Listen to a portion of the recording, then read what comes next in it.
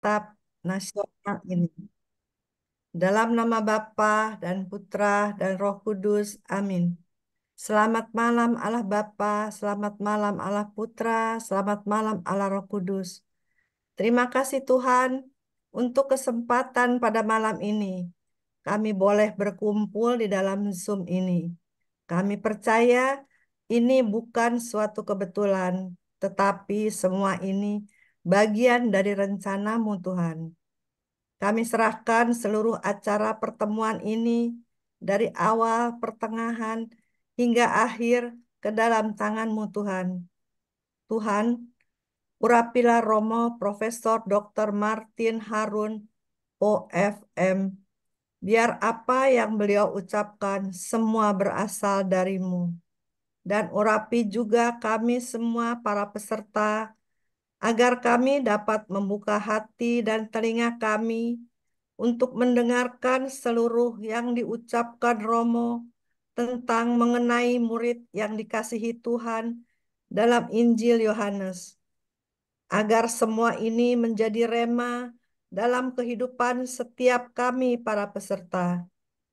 Terima kasih Allah Bapa, Allah Putra, Allah Roh Kudus. Kemuliaan kepada Bapa dan Putra dan Roh Kudus, seperti pada permulaan, sekarang, selalu, dan sepanjang segala abad. Amin. Dalam nama Bapa dan Putra dan Roh Kudus. Amin. Amin. Terima kasih Bu Agnes sudah memimpin kita di dalam doa pembukaan pada malam hari ini. Bapak Ibu yang terkasih, tema kita pada malam hari ini adalah mengenal murid yang dikasihi Yesus dalam Injil Yohanes.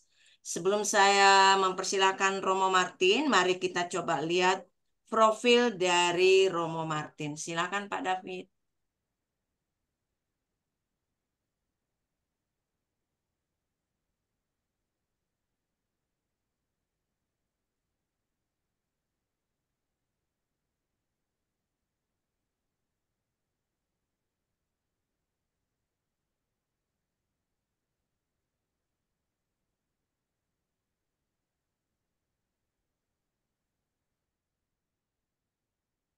Ya, ini profilnya. Sudah? Baik, terima kasih Pak David. Baik, Romo, waktu sepenuhnya saya persilakan kepada Romo untuk menyampaikan materinya pada malam hari ini. Silakan, Romo. Baik, baik. Terima kasih Bu Wati. Saya akan share screen dulu ya. Iya, Romo, silakan. Di mana dia? Oh, ini ya, dia. Ya, sudah muncul, Romo. Ya, hanya dia tidak pada tempatnya. Tidak pada tempatnya. Saya ingin menggeserkannya ke sini. Begitu. Oh Tapi ya, harus juga lebih besar. Coba, coba, coba. Dia tidak tahu bagaimana terjadi bahwa dia berpindah. Eh, Tadi agak terlalu, oh ini bukan bukan yang tepat. Salah. Saya mesti keluar dari sini. Sebentar ya. Keluar. iya, Romo, tidak apa-apa. Silakan, Oke. Romo. Saya, Pelan-pelan saja, Romo. saya harus menemukannya. Hmm, Dia kemana, Romo? Iya, dia mau kemana? Terlalu banyak yang saya buka. Mungkin ini dia. Jangan jangan yang sama lagi. Ya, ya, itu mesti. Itu dia. Ya, Oh iya, sekarang sudah tepat dan juga ukurannya lebih baik. iya, Saya Romo. sekarang kepada awalnya dulu. Iya, oke. Ya, saya bukan. Begitulah temanya ya, mengenal murid yang dikasihi Yesus dalam Injil Yohanes, itu yang diminta. Dan itu dalam kursus lalu kita akan mulai dengan sesuatu yang lebih umum. Karena untuk mengenal murid itu, khususnya mengenal dia bersamaan dengan beberapa tokoh lain, perlu eh, kita sebentar ingat profil seluruh Injil. Mungkin ingat, mungkin juga tidak. Tapi garis besar Injil sederhana. Ada dua bagian utama. Bab 1 sampai 12 dan 13 sampai akhir, hampir akhir. Yang pertama selalu disebut kitab tanda-tanda. Ya, di situ diceritakan pelayanan Yesus mondar-mandir antara Galilea dan Yerusalem. Dan tulang punggungnya adalah 7 tanda. Ya, mulai dari tanda di Kana, ya, sampai akhirnya menghidupkan Lazarus. Ada 7 tanda, dan 7 tanda itu disertai dengan wejangan. Ya. Dan itu memang ciri khas Injil Yohanes. Banyak wejangan yang panjang, ya, bukan ajaran singkat, tapi wejangan yang dikaitkan kebanyakan dengan 7 tanda. Itu ya bagian terbesar dari Injil.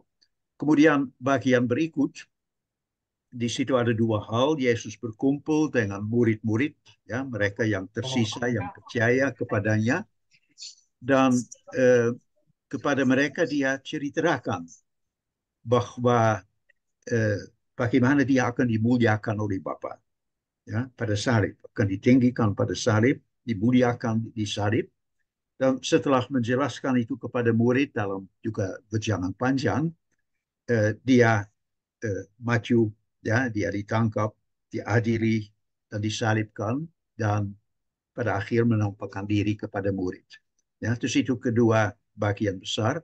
Dan di depannya ada suatu prolog yang mengatakan Yesus itu adalah firman yang dari awal sudah bersama Allah, dan firman itu menjadi manusia. Ya, dan itu menjelaskan mengapa Yesus di dalam seluruh pelayanannya bisa menyatakan Bapa. Ya, karena dia adalah firman, dia adalah ungkapan dari Bapa. Itu pendahuluannya. Sedangkan dalam epilog ada beberapa kata penutup, beberapa dua. Ya, ada penutup singkat yang ya singkat mengatakan bahwa itu ditulis supaya kita bisa percaya dan dengan demikian memperoleh hidup. Tapi setelah ditutup, dibuka lagi dengan beberapa cerita mengenai menangkap ikan di danau, dan Petrus ditanya apakah dia mencintai Yesus, lalu ditutup lagi dengan suatu kata lain. Nanti kita akan menjelaskan ya mengapa ada penggandaan penutup. Tapi gambaran itu ya mengenai garis besar Injil baik tetap ada pada kita. Hal lain yang juga sebentar perlu kita bertanya adalah ini suatu kisah. Sekarang kalau orang nulis novel itu dalam satu hari ditulis, tapi biasanya dengan kitab seperti itu ada perkembangannya. Ya, perkembangan, dan itu perlu sedikit kita lihat untuk melihat bahwa selain murid yang dikasihi Tuhan, ada juga murid-muridnya yang ikut main, ikut ya menulis.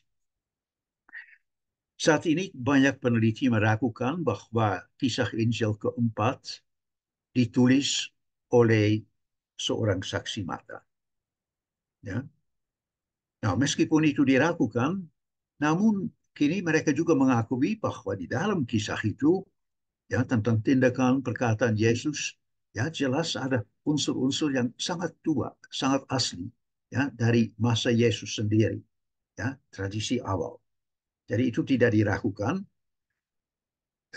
Sekarang orang berkesimpulan bahwa sebenarnya proses terjadinya Injil keempat itu punya suatu prosesnya tidak begitu berbeda dari Injil-Injil lain.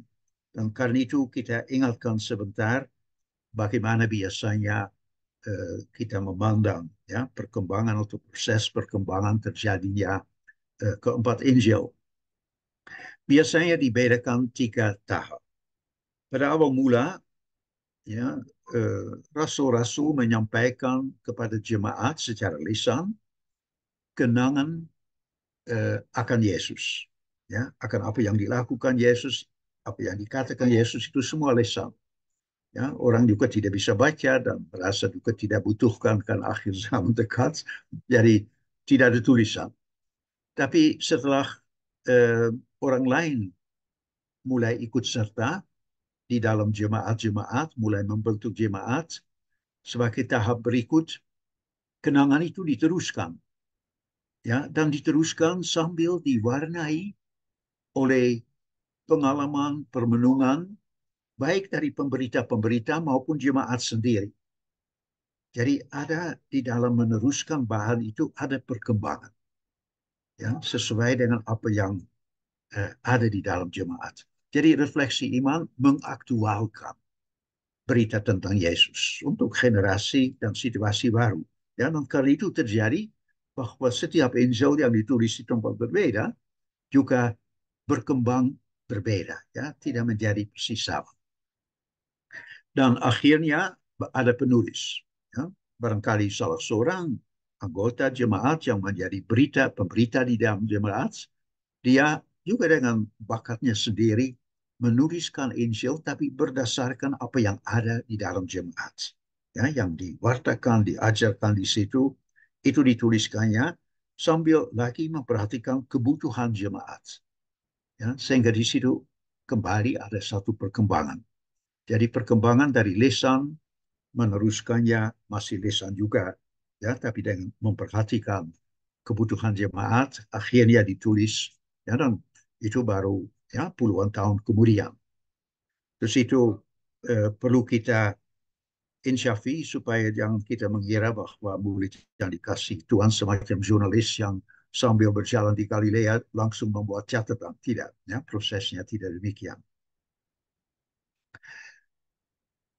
Nah, di samping banyak perbedaan dari Injil Yohanes dengan 3 Injil lain, ya, cukup berbeda, ya, seluruh kisahnya, cara bicara, cara mengajar, tapi juga ada beberapa kemiripan yang menjorok. Ya, tidak hanya dalam garis besar, Yohanes Pembaptis pada awal, kisah sengsara pada akhir, di situ sudah ada kesamaan, tapi juga di tengah ada bagian yang tiba-tiba sangat mirip. Ya, kalau Anda nanti baca Yohanes 6 dan bandingkan dengan Markus 6 dan 8, wah, di situ kita tiba-tiba lihat kisahnya menjadi sangat paralel. Ya, pemberian makan kepada banyak orang, penyeberangan danau, orang minta tanda, pengakuan Petrus, tiba-tiba ada satu cara ya, bagian di mana berjalan paralel. Lebih lagi dengan Injil Lukas, ya, tokoh-tokoh seperti Marta, Maria, dan Lazarus yang hanya ada dalam Yohanes dan Lukas, ya, di situ ada satu kesamaan. Juga dalam Lukas, Yesus sampai 3 kali oleh Pilatus dikatakan tidak bersalah. Ya, juga penampakan-penampakan di Yerusalem dalam Injil Matius semua di Galilea, tapi di Lukas dan Yohanes, Lukas semua di Yerusalem dan Yohanes juga ada di Yerusalem. Jadi ada banyak perbedaan, tapi ada juga kesamaan. Nah, dari situ kita tahu bahwa khususnya pada awal tradisi, ya, mungkin masih dalam tahap lisan atau sudah mulai ada sedikit tulisan, sejumlah tradisi yang ada di dalam Injil lain juga dikenal oleh jemaat Yohanes, ya, dan yang mereka simpan, yang mereka teruskan, yang akhirnya juga masuk dalam Injil, meskipun akhirnya Injil itu cukup berbeda.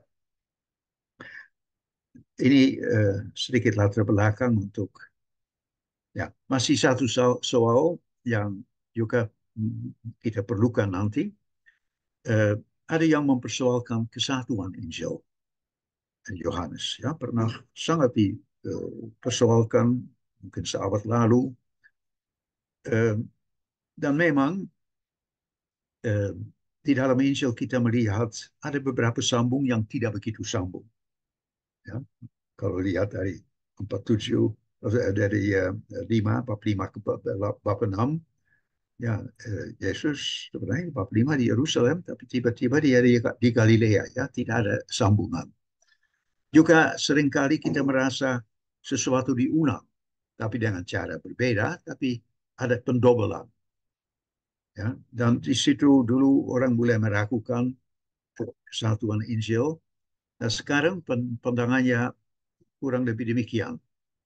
Kita lihat beberapa contoh dulu. Ya, Yesus dalam bab 6 diperkenalkan sebagai roti kehidupan, ya, dalam sebagian bab 6. Tapi itu kemudian dilengkapi dengan suatu pemaknaan egaristis, ya, di mana dia digambarkan sebagai roti hidup, ya, dan jelas dalam arti egaristi. Ya, itu rupanya suatu tambahan yang diperlukan oleh jemaat, ya, untuk bisa mengaitkan Yesus ajarannya sebagai bekal hidup untuk kita dengan egaristi. Dalam bab 14-15 ada wejangan yang sedikit banyak temanya diulang dalam 16. Ya, tapi rupanya juga untuk melengkapi, ya, tapi mungkin dari tangan yang berbeda. Gambaran Yesus sebagai gembala dan bab 10, ya, yang satu bab yang sangat penting untuk, ya, memahami Yesus dalam Injil Yohanes, itu dalam bab terakhir 21 dilengkapi dengan Petrus sebagai gembala. Ya, dia diangkat oleh Yesus sebagai gembala.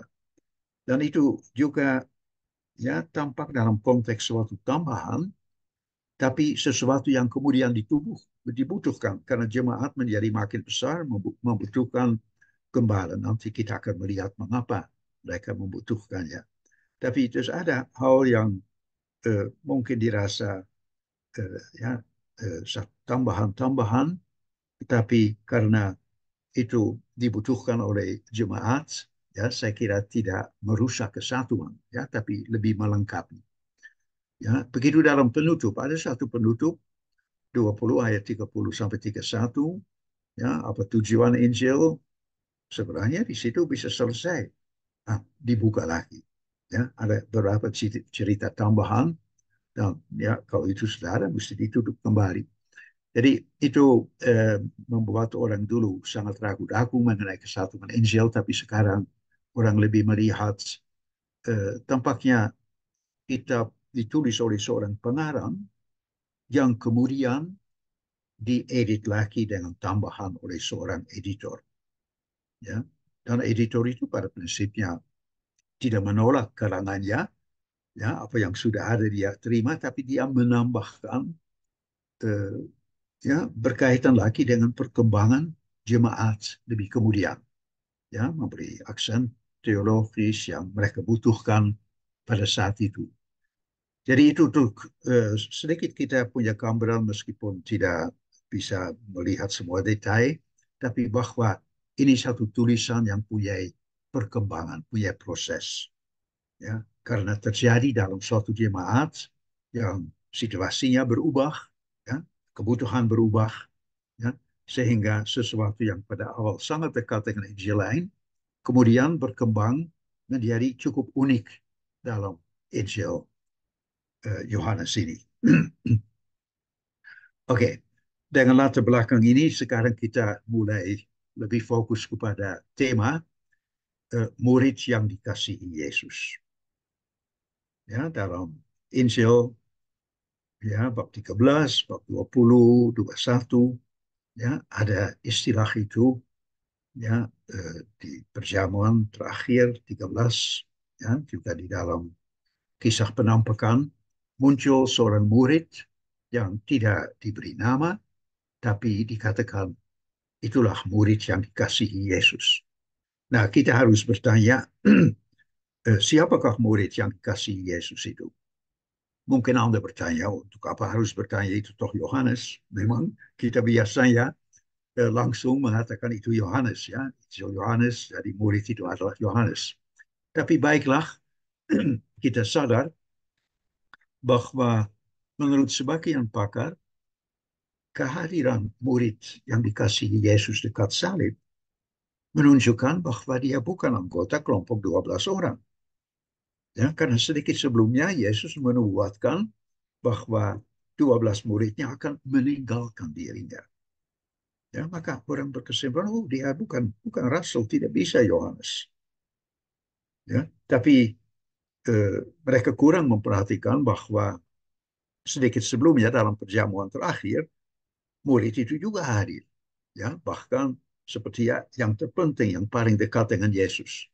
Sehingga saya kira dari situ kita harus mengatakan murid yang dikasihi Yesus adalah minimal salah seorang dari 12 rasul, ya, yang hadir di dalam perjamuan terakhir dan yang menjadi pengecualian. Ya, yang lain memang lari, tapi murid ini, ya, ialah murid yang dikasihi Yesus, ya, dia berani hadir di Golgota. Itu yang pertama.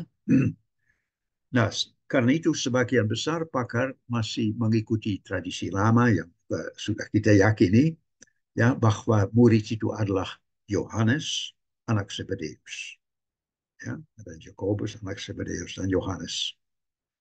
Dan ada 3 alasan mengapa kita boleh yakin. Ya, pertama-tama kita melihat dalam bab 21 bahwa di situ anak-anak Zebedeus hadir, ya, di antara 12 murid. Dan sedikit kemudian disebut murid yang dikasihi Yesus. Sehingga sangat mungkin, ya, tidak bisa dipastikan, sangat mungkin bahwa murid-murid yang dikasihi Yesus adalah salah seorang dari anak-anak Zebedeus. Hal itu menjadi lebih jelas kalau kita menginsafi nama Yohanes dalam seluruh Injil tidak pernah dipakai. Ya, tidak pernah kita menyebutnya Injil Yohanes, tapi Yohanes, ya, Yohanes Pembaptis tentu muncul, tapi Yohanes Penginjil atau Yohanes Rasul tidak pernah ada nama Yohanes. Nah, ini juga satu indikasi nama itu tidak ada karena dialah yang disebut murid yang dikasihi Yesus. Ya, seandainya bukan dia, mungkin namanya Yohanes akan disebut dan nama lain tidak akan muncul. Ya. Tapi dengan tidak munculnya nama Yohanes, kita semakin yakin, itu, ya, karena dia punya julukan, ya, yang bagus ini. Dan yang ketiga yang paling meyakinkan adalah dalam Injil keempat, murid itu biasanya tampil berdampingan dengan Petrus. Nah, kita sudah tahu dari Injil lain bahwa yang paling sering bersama dengan Petrus adalah Yohanes. Ya, dalam banyak adegan di dalam Injil Markus, Lukas, masih dalam kisah Galatia, ya, justru dua murid ini, ya, merupakan suatu pasangan murid. Ya, mereka bukan saudara, tapi satu pasangan yang penting di antara 12 rasul. Ya, sehingga kita, ya, sampai kepada kesimpulan yang paling tepat. Kalau begitu, ya, juga di dalam Injil Yohanes, biarpun nama Yohanesnya tidak dipakai, murid itu adalah Yohanes yang sama, ya, yang selalu dalam Injil lain juga tampil bersama dengan Petrus. Sehingga saya kira kita boleh yakin, ya, juga kalau orang lain meragukannya masih ada, itu memang Yohanes anak Zebedeus. Tapi sekarang kita menghadapi pertanyaan lain.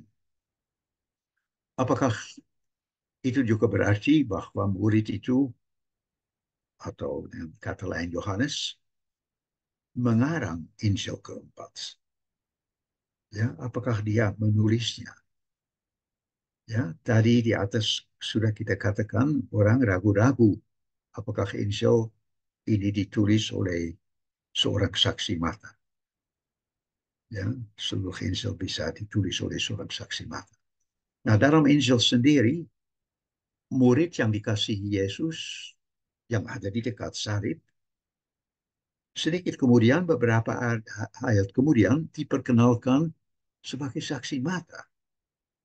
Ya, tidak dikatakan bahwa dia mengarang, tapi dikatakan oleh pengarang bahwa ada saksi mata yang melihatnya.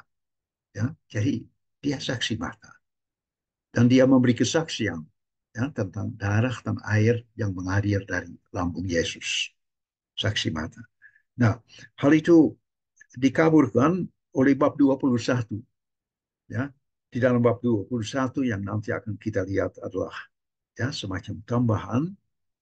Kemudian, ya, karena itu penutup kedua sudah ditutup lebih dulu, itu tampaknya tambahan dari seorang editor.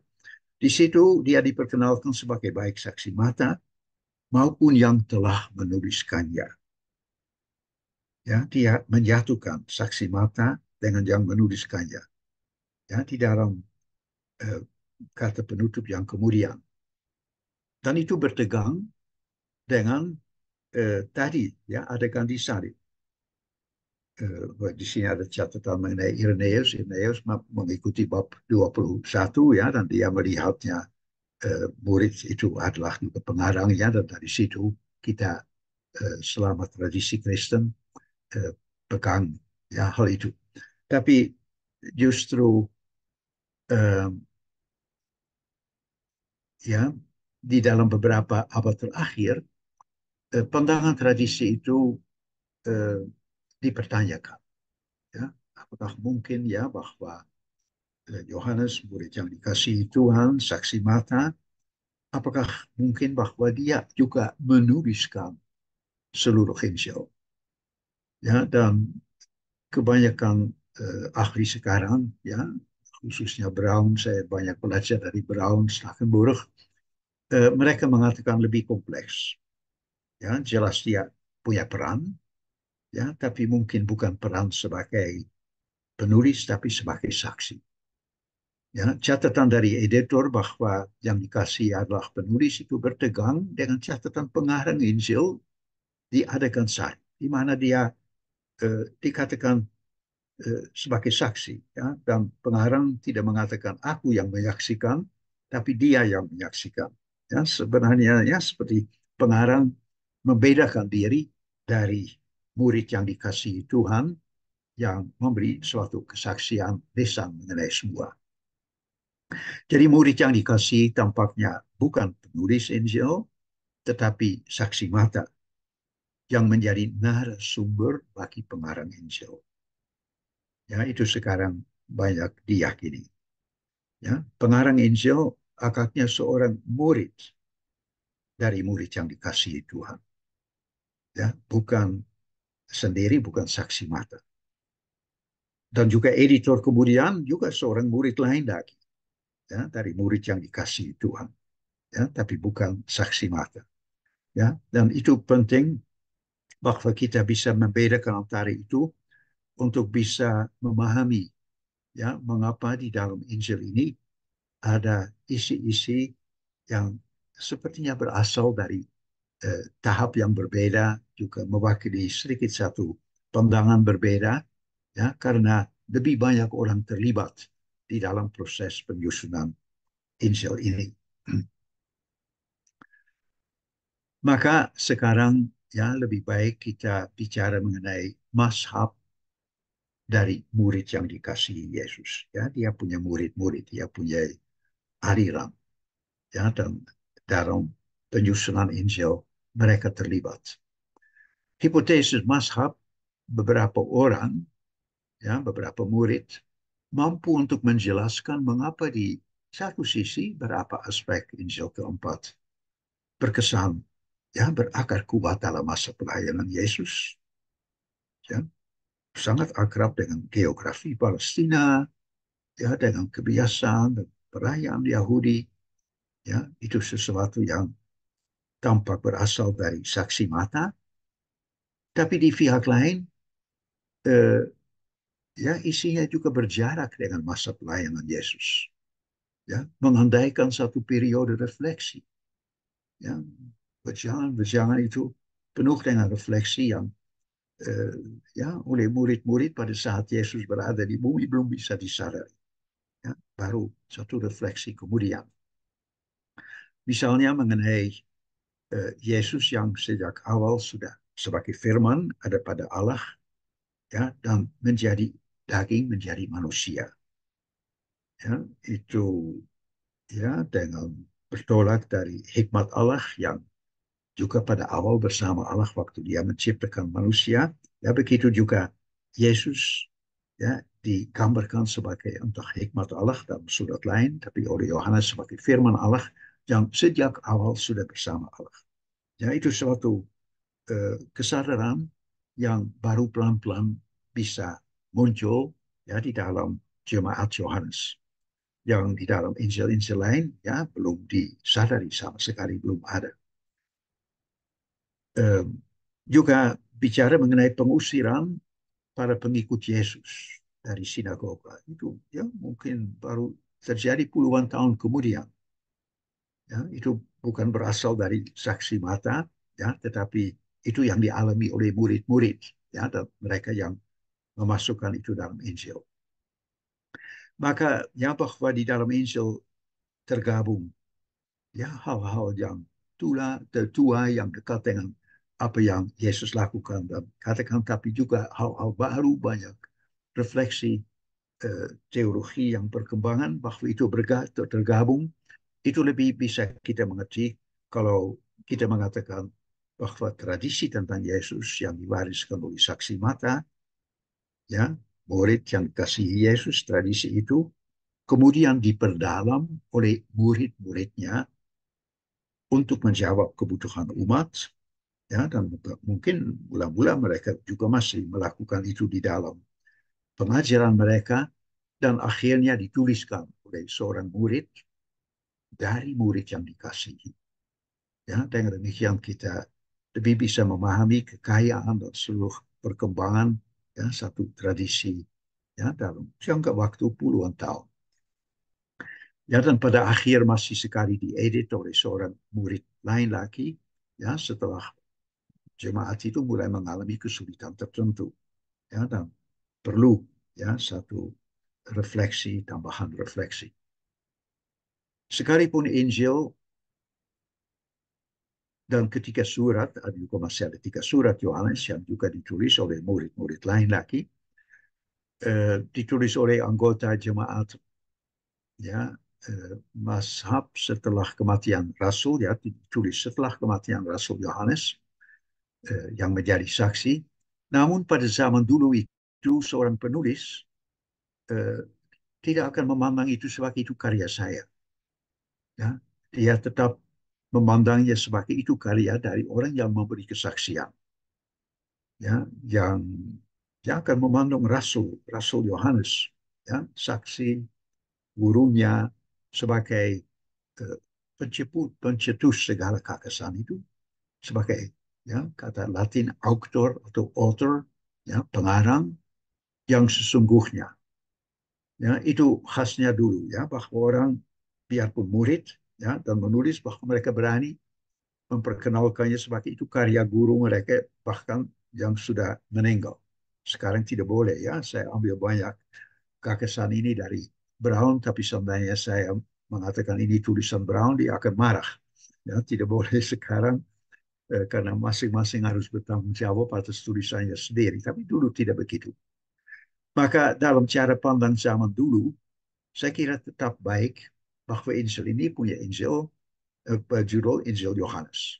Ya, dan bahwa kita melihatnya sebagai Injil Yohanes dan Injil Yohanes sendiri sebagai ya memiliki tanggung jawab besar.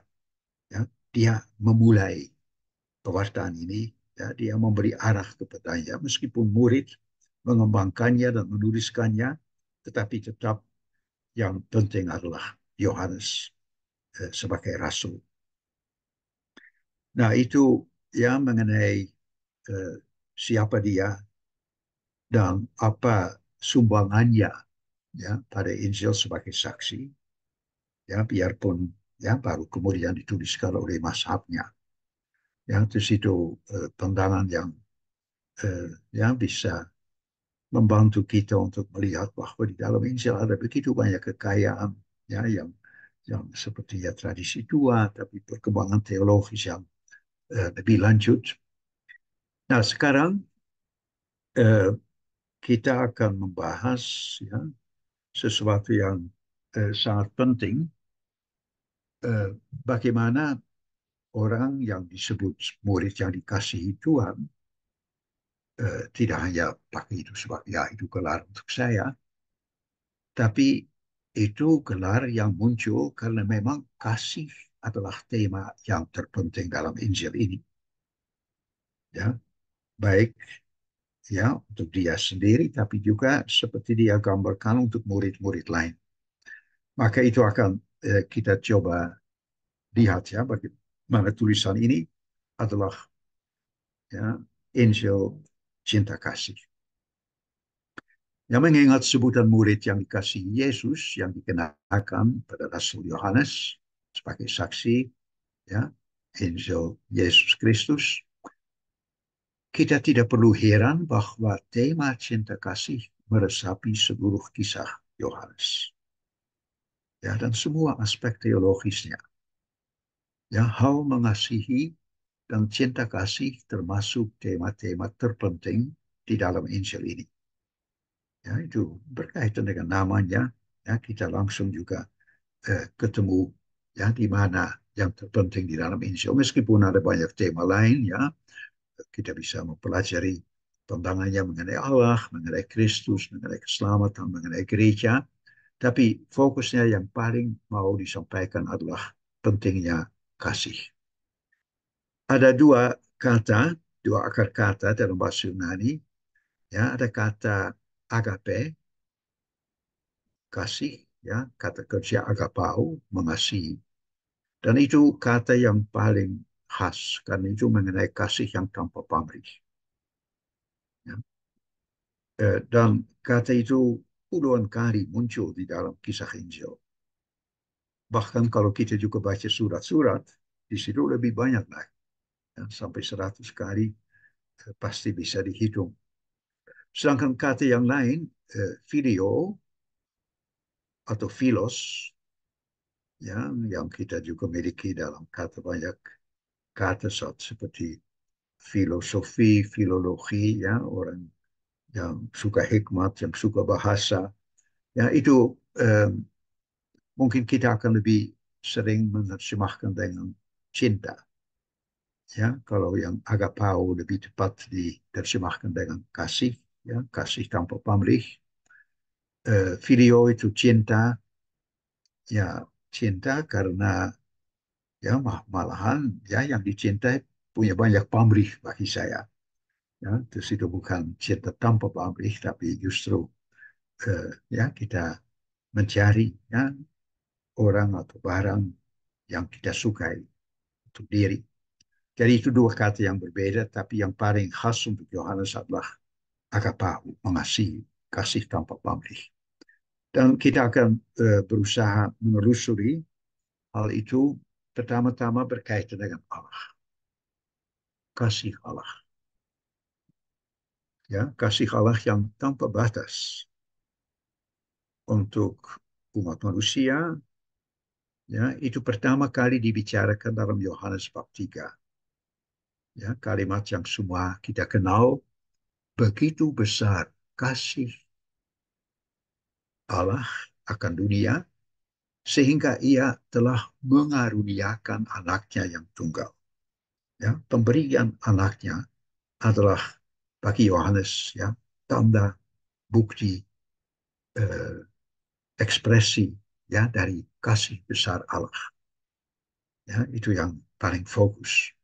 Pemberian kasih Allah ini tidak hanya nyata dalam firman yang menjadi manusia, ya, dia memberi anaknya pada saat menjadi manusia, tapi lebih lagi pada saat Allah menyerahkan anaknya di salib untuk hidup dunia.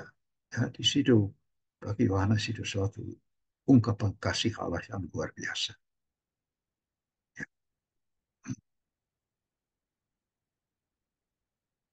Dalam pemberian anaknya yang tunggal, terungkap kelimpahan kasih Allah yang tanpa syarat ya bagi umat manusia yang berdosa.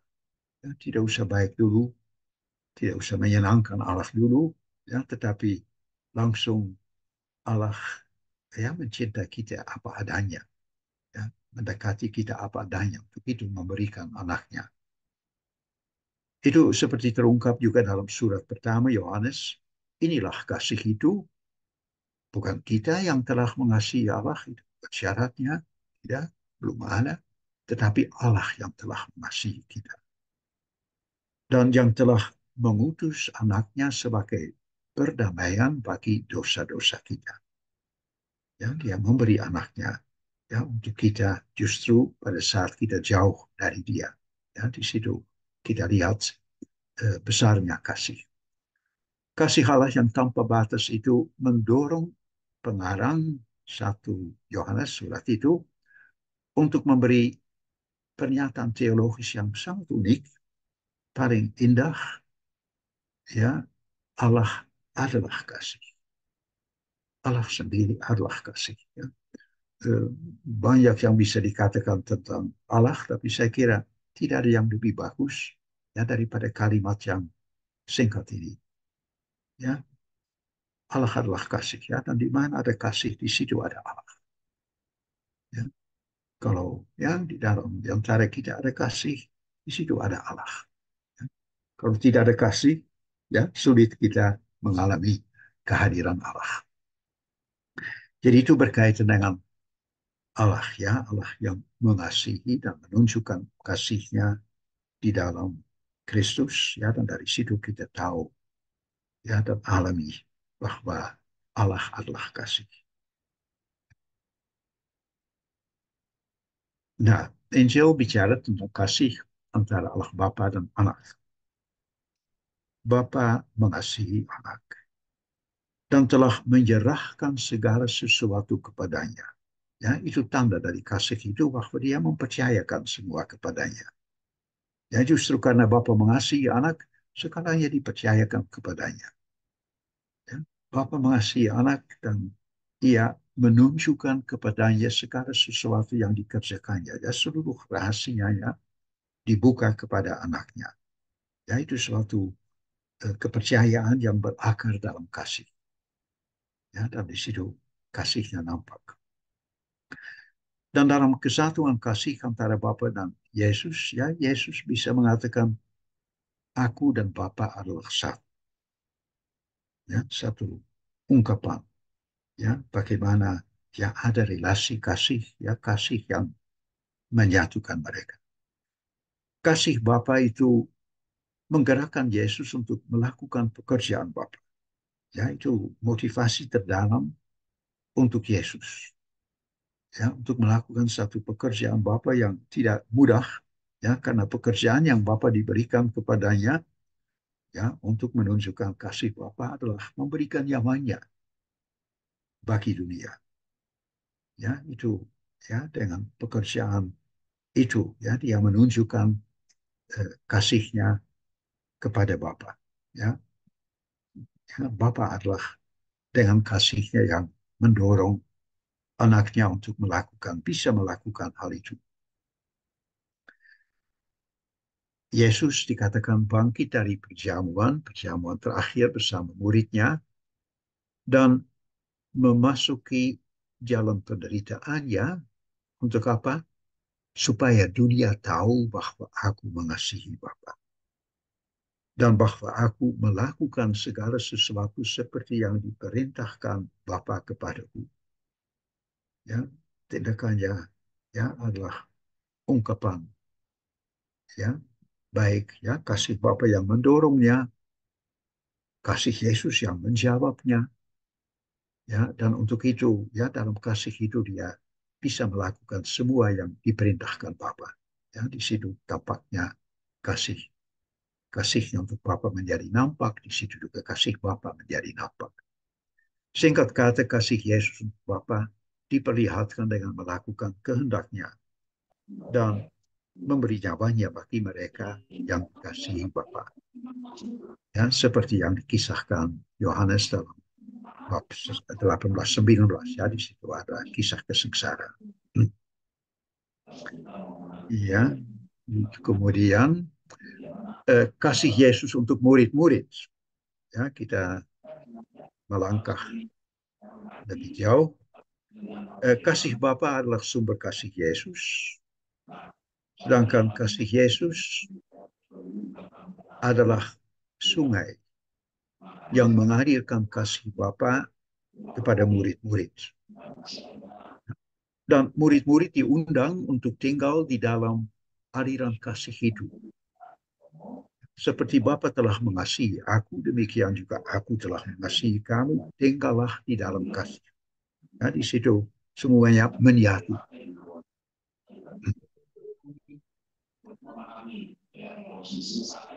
Yesus yang telah mengalami kasih Bapa mengkomunikasikan kasih Bapa kepada murid-murid. Dengan cara itu Yesus tinggal dalam kasih Bapa dan dengan saling mengasihi, murid-murid juga tinggal di dalam kasih Yesus dan Bapa. Jadi ya kita mengikuti ya contoh hubungan antara Bapa dan Yesus dengan saling mengasihi, ya, dengan menyatu dalam kasih. Ya, dan di situ juga kita ungkapkan kasih yang sama, mengungkapkan kasih Bapa dan Kristus. Kasih Yesus itu tampak dari seluruh komunikasinya dengan murid-murid. Ya, kapan saja ya dia tindak ya, melakukan di situ kasihnya muncul. Sebagaimana Bapa telah menyatakan segala sesuatu kepada anak, ya, tadi itu sebagai bukti kasihnya, demikian juga Yesus tidak merahasiakan apapun dari mereka. Ya, di situ ya tampak bahwa mereka sahabatnya. Aku menyebut kamu sahabat karena aku telah memberitahukan kepada kamu segala sesuatu yang telah kudengar dari Bapa. Ya, antara sahabat sejati, ya, ya semua bisa ditukar, ya, diungkapkan, ya, dan itu ada antara Bapa dan Yesus, dan itu juga ada antara Yesus dan murid-muridnya, ya, dengan cara yang sama dia mengasihi, mempercayai mereka. Kasih Yesus untuk murid-muridnya sendiri adalah tanpa batas. Jadi katakan ia mengasihi mereka sampai kepada kesudahannya, ya, dalam perjamuan terakhir. Ya, mulai ya perjamuan itu mulai dengan mengatakan dia mengasihi mereka sampai kepada kesudahannya, dan itu tidak hanya berarti sampai akhir hayatnya, tapi dengan memberikan segala-galanya, ya, memberikan nyawanya, memberikan hidupnya untuk sahabatnya, ya, itu kasihnya, ya, begitu besar kasihnya untuk kita murid-muridnya. Dalam kasihnya yang radikal itu, Yesus rela mati untuk memberi hidup kepada dunia. Ya, dia mau lepaskan hidupnya untuk menghidupkan dunia.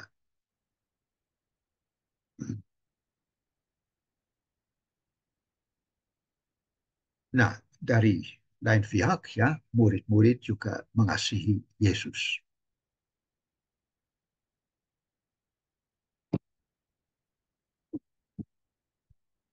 Dalam Injil Yohanes, Yesus tidak pernah berbicara tentang kasih murid kepada Bapa. Ya, kita percaya, ya, tapi dia tidak membicarakan kasih murid kepada Bapa. Dan berkaitan dengan dirinya, dia juga tidak pernah minta mereka mengasihi dirinya. Ya. Tapi dia berkata begini, jikalau kamu mengasihi aku, kamu akan menuruti segala perintahku. Ya, dia hanya bicara tentang apa yang menjadi tanda kasih. Ya, tanda kasih seperti tanda kasih Yesus adalah satu ketaatan penuh kepada Bapa. Begitu juga kasih murid, kasih kita itu bukan satu emosi, perasaan, tapi adalah bahwa kita juga sepenuhnya taat kepada Dia, menuruti segala perintahnya, menuruti firman-Nya, firman-Ku. Itulah ukuran kasih yang sejati. Ya, barang siapa yang memegang perintahnya dan melakukannya, ya, dialah yang mengasihi aku.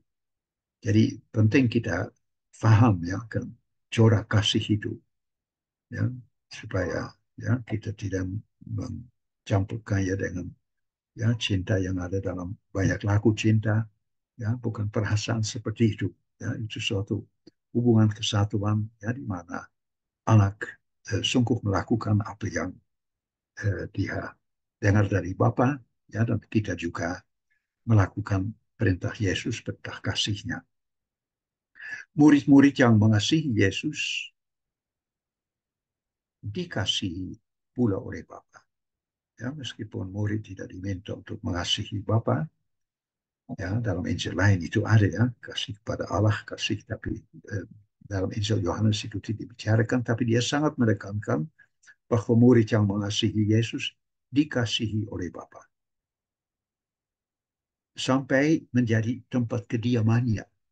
Ya, Bapa menjadi begitu dekat dengan murid-murid itu, ya, mau diam bersama mereka, ya, dan bersama Yesus, ya, mau diam bersama kita, ya, dan juga kita menjadi kediaman Roh Kudus, ya, Allah, ya, yang sekarang kita kenal sebagai Allah Tritunggal, justru mau tinggal, ya, di dalam orang yang mengasihi Yesus. Jikalau kamu mengasihi aku minta kepada Bapa dan ia akan memberikan kepadamu seorang penolong, penolong yang lain. Ya, setelah Yesus sebagai penolong tidak ada lagi, akan memberi penolong yang lain. Supaya ia menyertai kamu selamanya, yaitu roh kebenaran. Ia menyertai kamu dan akan diam di dalam kamu. Ya, jadi juga roh, ya, salah satu buah dari kasih Yesus untuk kita yang kita jawab. Ya, kalau kita jawab itu, rohnya akan tinggal di dalam diri kita. Bapa mengasihi murid sama seperti ia telah mengasihi Yesus. Dengan cara yang sama, dalam doa Yesus pada perjamuan terakhir, permohonannya yang terakhir ialah supaya kasih yang engkau berikan kepadaku ada di dalam mereka. Dan aku juga di dalam mereka. Ya, dia minta ya supaya murid juga menerima kasih yang sama yang dia terima dari Bapa. Kasih Bapa di dalam murid-murid menjadi tampak dalam pelayanan kasih di tengah hidup berjemaat, ya, atau di tengah dunia.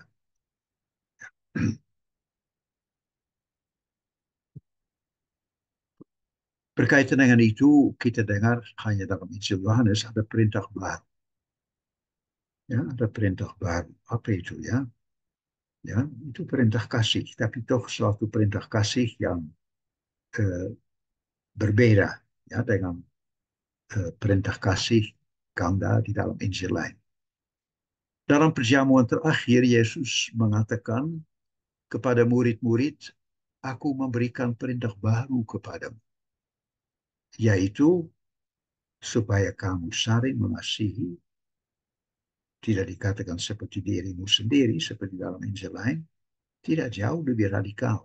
Saling mengasihi sama seperti aku telah mengasihi kamu. Ya, demikian pula kamu harus saling mengasihi. Ya, perintah kasih akan sesama manusia ya sebenarnya tidak baru, ada dalam semua Injil, ya, perintah kasih itu, ya, dan sudah ada dalam Markus dan lain-lain. Tapi yang baru dalam Injil Yohanes adalah ukuran. Ukuran seperti aku telah mengasihi kamu. Ya, seperti Yesus ya mengasihi mereka sampai kesudahannya. Ya, mengasihi mereka dengan memberikan nyawanya untuk sahabat-sahabatnya. Ya, itu ukuran. Dan di situ ya perintah kasih Yesus, ya, perintah baru yang melampaui perintah yang kita kenal dari perjanjian lama, ya, yang juga dikutip di dalam Injil-Injil lain. Di salib itu ditampakkan bahwa pernyataan kasih yang terdalam adalah komitmen radikal terhadap keselamatan dunia, masyarakat, bangsa, umat manusia, serta kerelaan untuk menanggung kesusahan, derita, bahkan kematian demi panggilan itu. Ya, itulah kasih yang adalah Allah sendiri. Ya, Allah yang ya memberikan diri seluruhnya itu dia tampakkan dalam pemberian Yesus, bahkan pemberiannya di salib, ya, dan itu perlu dinyatakan terus oleh murid-murid dari ya kita semua murid yang dikasihi Yesus, ya, dengan tujuan ya untuk juga memberikan diri seperti Yesus. Kasih tanpa pamrih itu kasih yang mengorbankan diri bagi yang lain adalah ciri khas kasih Yesus dan murid-muridnya ya dalam Injil ini.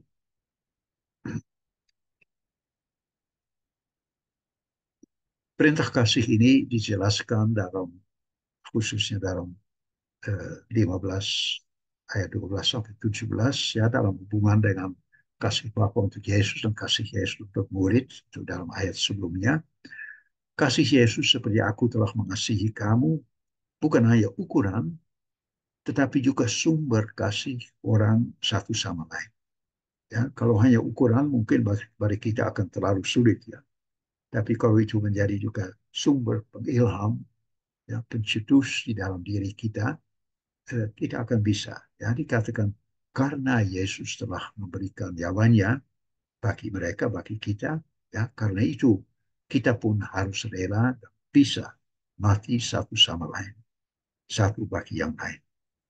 Ya, mungkin bukan suatu kematian yang seperti Yesus disalib, tapi setiap hari ya dalam pengorbanan diri, dalam mau kehilangan nyawanya setiap hari, kita juga menunjukkan kasih itu. Dalam 15:14 Yesus menyebut semua muridnya sahabat-sahabat. Ya, jadi bukan hanya murid yang dikasihi Yesus yang mendapat julukan itu, tapi ya semua murid adalah sahabatnya. Semua murid dikasihi. Dan yang menarik kata sahabat itu juga dipakai untuk beberapa tokoh perorangan. Dan itu penting kita lihat sebagai akhir, ya karena di situ kita juga ya bisa melihat bagaimana kita sendiri terlibat. Pertama, Yohanes Pembaptis mengatakan mengenai dirinya ya bahwa dia sahabat mempelai laki-laki. Ya, Yohanes Pembaptis juga punya pengalaman ya bahwa dia dikasihi Yesus, dia sahabat mempelai laki-laki yang adalah Yesus, dan itu memberinya suatu sukacita. Ya, begitu gembira sehingga bahkan dia ya mau menjadi orang kecil supaya Yesus menjadi lebih besar. Ya, dia juga ya apa mengorbankannya, melepaskan nyawanya sendiri ya di dalam pengalaman kasih itu ya supaya Yesus menjadi lebih besar.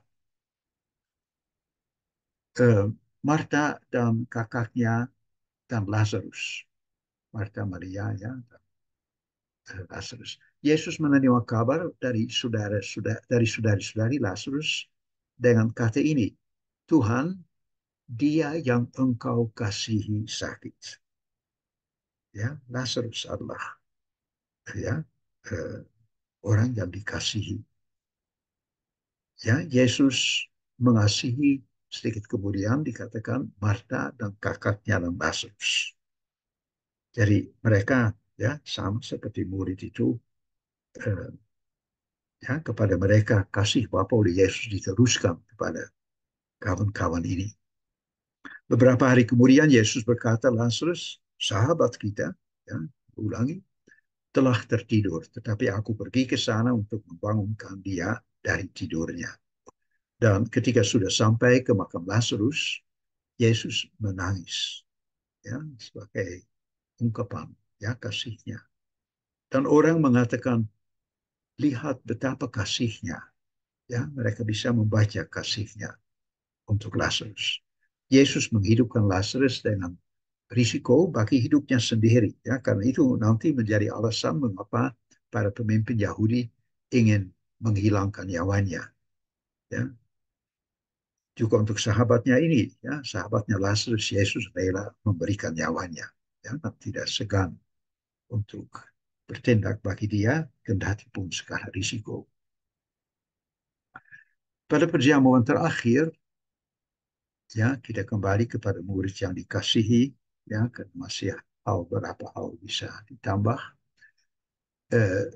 Murid itu bersandar dekat kepadanya, ya, artinya dia mendapat tempat terhormat seorang sahabat karib. Ya. Mereka berbaring di meja dan ya hanya satu orang bisa berhadapan dengan tuan rumah, ya, dan itu murid ini, ya, itu sudah mengistimewakannya. Nah, hanya kepada murid itu Yesus menyatakan siapa yang akan menyerahkannya. Satu rahasia lagi, ya, dia menyatakannya kepada dia, ya, satu tanda kasih. Dan murid itu mempertaruhkan nyawanya dengan menemani Yesus, ya, sampai ke dalam istana imam besar. Dia menunjukkan juga kasihnya. Dia tidak hanya dikasihi, tapi itu mendorongnya untuk menjawabnya, ya, untuk tetap bersama dengan Yesus juga di dalam satu situasi yang membahayakan. Dan dengan penuh belas kasih ia menemani juga ibu Yesus di kaki salib. Ya, juga satu tanda keberanian. Ya. Yesus kemudian mempercayakan kepada murid yang dikasihi ibunya sendiri. Ya, ya, tampak ya satu tanda kasih Yesus, tapi dia juga ya tahu itu murid yang dapat menunjukkan kasihnya kepada ibunya. Dan pada hari Paskah pagi, murid itu mendahului Petrus, bukan hanya dalam jalan lebih cepat, tapi juga dalam kepercayaan. Dia lebih cepat percaya bahwa Yesus bangkit. Ya, itu juga satu buah kasih. Ya, bisa percaya. Ya, setelah dia melihat letaknya kain di dalam kubur itu. Jadi kasih itu disertai dengan ya banyak buahnya, banyak kemungkinan, banyak kepercayaan.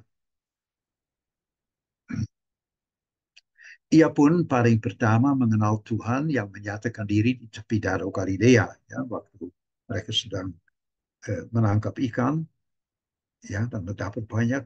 Dia paling sadar orang tadi ya, yang mengatakan kita taruh lagi jalan di dalam air itu Tuhan. Ya, dia kasih membuat dia juga mudah percaya. Ya. Kasih Yesus untuk dia mempercayakan segala kepada dia, tapi sebaliknya juga kasih dan kepercayaan itu sangat berkaitan. Pengalaman akan kasih Yesus memberi murid itu suatu hati yang mampu turut menderita dan juga memberinya mata iman yang mampu mengenali Tuhan yang hidup. Ada lagi Simon Petrus, ya meskipun tidak disebutkan murid yang dikasihi Tuhan, ya tapi hubungan kasih itu sangat sangat kuat. Ya dia tidak pernah disebut sahabat Yesus atau dikasihi oleh Yesus, tetapi Simon amat mencintai Yesus.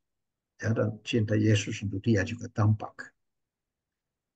Ketika banyak murid meninggalkan Yesus, Simon menunjukkan kesetiaannya. Ya, dia begitu ya bisa percaya kepada Yesus. Meskipun mula-mula menolak bahwa Yesus membasuh kakinya, namun Simon tidak mau kehilangan bagiannya bersama Yesus. Ya, kalau Yesus mengatakan, wah kalau begitu kamu tidak mendapat bagian bersama aku, wah dia tidak mau kehilangan itu. Ya, dan langsung merelakan diri. Ia rela memberi nyawanya untuk mengikuti Yesus kemanapun pergi. Ya, meskipun tidak mungkin kata Yesus, tapi dia rela untuk memberi nyawanya. Ia setia membela Yesus dengan pedang waktu Yesus ditangkap. Dan memang dia menyangkal Yesus 3 kali, ya, dan toh masih takut untuk mengikuti dia. Tapi setelah itu, dia tetap mengasihi Yesus pada hari Minggu Paskah. Ya, dia bergegas ke kubur. Ya, kasihnya tidak hilang. Ia terjun ke dalam danau Tiberias untuk segera dapat menjumpai Yesus di pantai. Ya, setelah murid mengatakan itu Tuhan, dia langsung bereaksi, ya, terjun di dalam danau. Dan berusaha dengan segenap tenaga untuk segera membawa beberapa ikan yang diminta Yesus. Ya, perintah Yesus dia langsung lakukan. Ia sudah menunjukkan apa yang lantas ditanyakan oleh Yesus. Simon anak Yohanes, apakah engkau mengasihi aku? Ya, Yesus akhirnya mentes. Ya, dia memang melihat kasih cinta dan sekarang dia tes. Ya, apakah engkau mencintai aku malahan lebih daripada mereka? Petrus konsang menjawab, Tuhan sudah tahu bahwa aku mencintai. Ya, dia pakai philo. Petrus ya lebih mencintai Yesus. Ya, mungkin belum tanpa pamrih, tapi mencintai. Dan Yesus akhirnya juga menyerah, bertanya 3 kali, apakah engkau memang mencintai aku? Ya, dan berdasarkan itu dia percayakan kawanan kepadanya. Ya, ya karena menunjukkan cinta kasih dan kasih setia yang mantap kepada Tuhan, Petrus diserahi tanggung jawab ke gembala. Ya, dia bisa meneruskan kegembalaan Yesus, ya, di tengah kawanan. Tanggung jawab ini melibatkan bukan hanya layanan kasih, tetapi juga mati untuk mereka. Ya, dan itu untuk Petrus ya tidak langsung mudah, tapi akhirnya dia juga menjadi martir ya untuk kawanannya.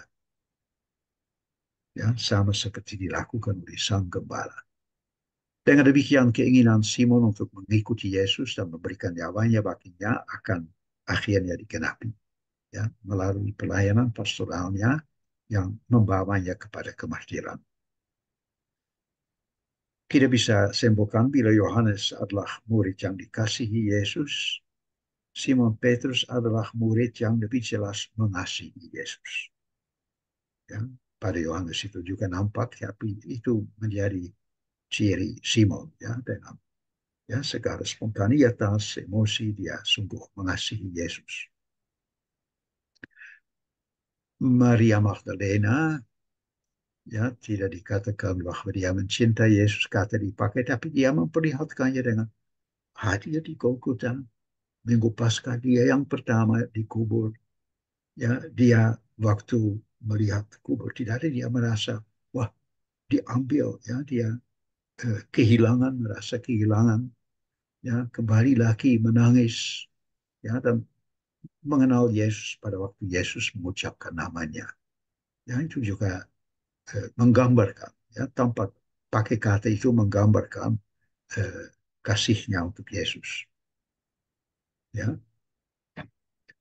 Waktu saya sudah habis dan bahan saya juga habis ya. Ada nanti di eh, dalam bahan tambahan sesuatu yang sebenarnya kembali kepada awal di mana saya bicara mengenai prosesnya.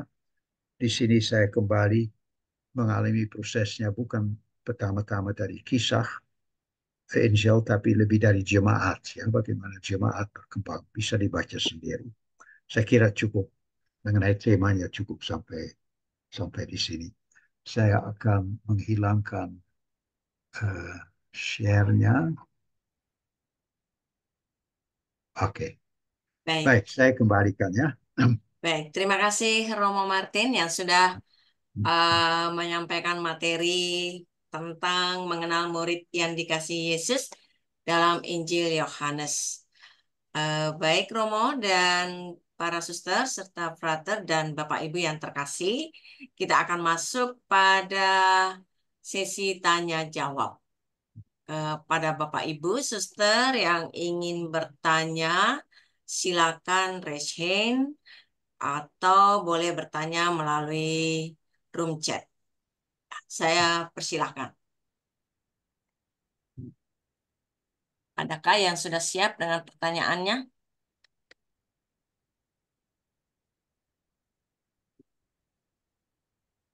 Oh ya, Romo, ada satu di room chat ini. Oh ya, Sambil menunggu yang yang mau mana ya? bertanya langsung. Ya, Bahasa apa yang dipakai oleh Yohanes untuk menulis kitabnya? ya, ya, itu sederhana. Itu ditulis dalam bahasa Yunani, Bahasa Yunani. jadi bukan bahasa asli. Ya. Yohanes Rasul di Palestina eh, sehari-hari akan pakai bahasa Aram, dan mungkin dia juga tahu bahasa Ibrani, tapi belum tentu ya. Tapi dia tahu bahasa Aram, itu bahasa sehari-hari di Palestina. Tapi ternyata Injil ditulis dalam suatu bahasa Yunani ya yang baik ya. Itu saja sudah menjadi tanda bahwa mungkin ya seorang murid yang lebih dibesarkan di dalam dunia Yunani eh, akhirnya menulis Injil ini. Ya, seperti tadi saya jelaskan, Yohanes memberi kesaksiannya mula-mula juga dalam bahasa Aram ya di Palestina, tapi kemudian setelah mereka gerak keluar dari Palestina ke dunia Yunani, Di situ Yohanes barangkali juga mulai memakai bahasa Yunani ya, untuk memberi kesaksian di sana. Tetapi akhirnya hal itu semua ditulis dalam suatu bahasa Yunani yang bagus, yang baik, yang lebih mudah kita mengerti kalau itu ditulis oleh seorang yang mungkin sudah lama hidup ya di dalam budaya Yunani dan memakai Yunani mungkin sejak kecil. Ya. Jadi juga dalam hal bahasa ada perkembangan di dalam perjanjian baru ya, yang mula-mula diteruskan oleh para rasul dalam bahasa Ibrani atau Aram. Kemudian dalam prosesnya mereka keluar dari Palestina masuk dunia Yunani, mereka terjemahkan ya, dalam bahasa Yunani dan itu akhirnya dituliskan. Ya. Baik, Romo. Apakah ini cukup ya? Ya, Pak Surja Buwono ada? Halo, Pak Surja Buwono. Apa? Ada. Oh, silahkan mungkin langsung bertanya kepada Romo tentang tadi. Apakah jelas Romo yang sudah Romo sampaikan menyangkut pertanyaan Bapak tentang bahasa? Iya, Silahkan ya, tampil, Pak. iya. Pertanyaan kedua, ini masalah ini. Itu Ya. di dalam bahasa Yunani itu kan Allah itu di saat yang satu itu menggunakan huruf besar, yang satunya menggunakan huruf kecil. Ya, apakah maksud dari perbedaan itu? Itu di mana di dalam Alkitab, Di eh, dalam, Alkitab dulu iya, memang dibedakan antara kalau kata Theos menunjuk kepada Allah yang satu itu pasti ditulis dengan huruf besar. Kalau dipakai plural, ya, Theoi, Allah-Allah, itu akan ditulis dengan huruf kecil. Tapi sekarang dalam edisi baru yang revisi tidak dipakai lagi kata Allah dengan huruf kecil. Itu diganti dengan ilah-ilah. Ya, bukan lagi Allah, Allah-Allah, tapi ilah-ilah. Itu berarti menunjuk kepada dewa-dewa Yunani, ya, ilah-ilah Yunani, atau ilah-ilah bangsa lain.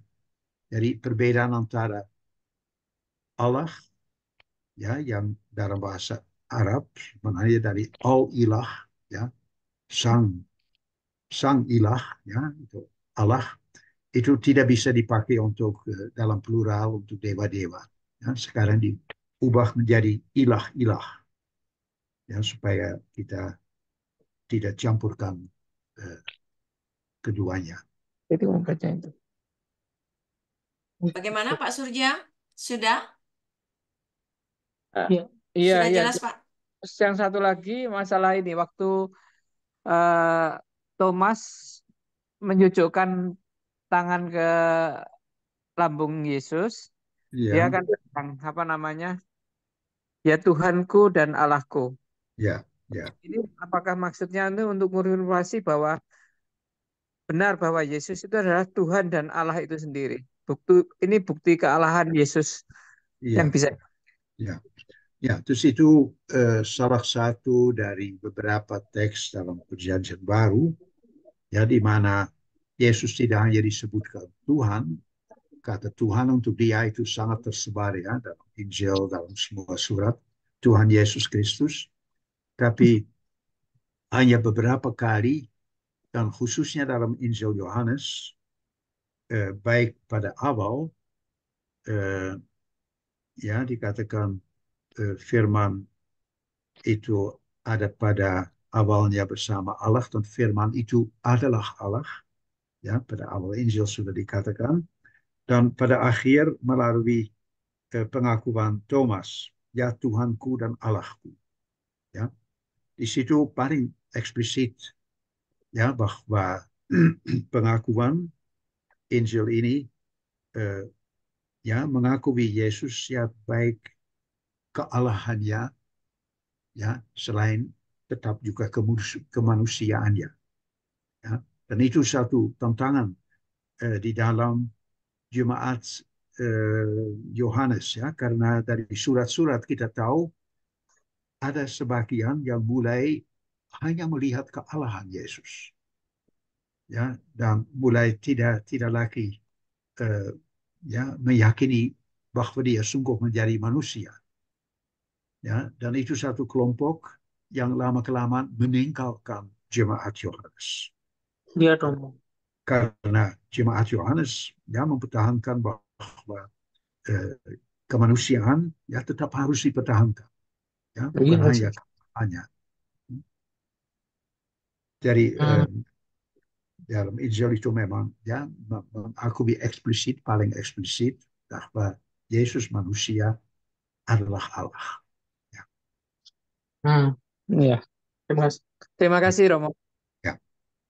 Ya, baik. Terima kasih Pak Surjabono.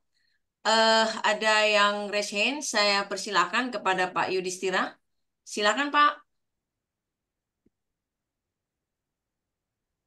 Pak Yudhistira.